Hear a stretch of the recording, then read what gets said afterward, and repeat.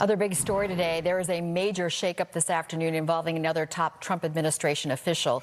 Embattled Attorney General Pam Bondi is out. She's been fired, being replaced as the nation's highest law enforcement official.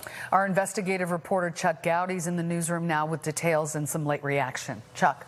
Mary and Allison, Pam Bondi became too much of a distraction for President Trump's taste. According to numerous D.C. sources, Bondi's alleged mishandling of the never-ending Jeffrey Epstein sex case was the likely tipping point for President Trump.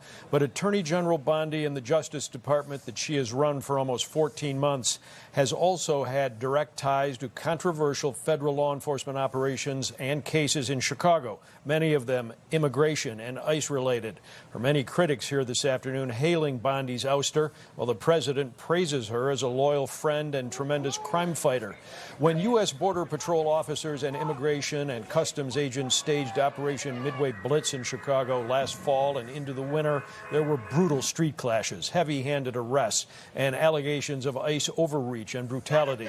The operation aimed at the worst of the worst criminal undocumented immigrants, actually snared mostly people with no criminal histories. Numerous Chicago ICE cases alleging violence brought under Pam Bondi's Justice Department were dropped or not prosecuted at all. On social media today, President Trump announcing Bondi's departure for a private sector job, while on Bondi's social media, she boasted about her crime-fighting track record.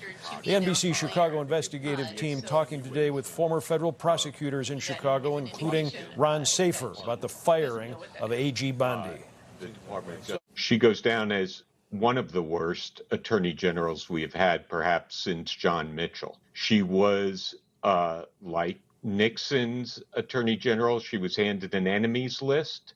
She was told purge the department of career prosecutors who were hardworking, but who worked on the Russia investigation, which was a meritorious investigation, the Trump document investigation, which was meritorious, the election interference, which was meritorious, and she was told, get rid of all of those people. We are in an era of unpredictability.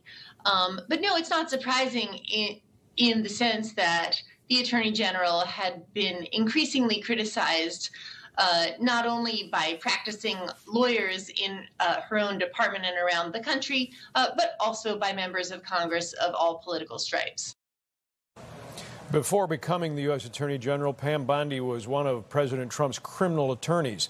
Illinois Senator Dick Durbin this afternoon says Bondi apparently didn't go far enough to appease Trump as his attorney general.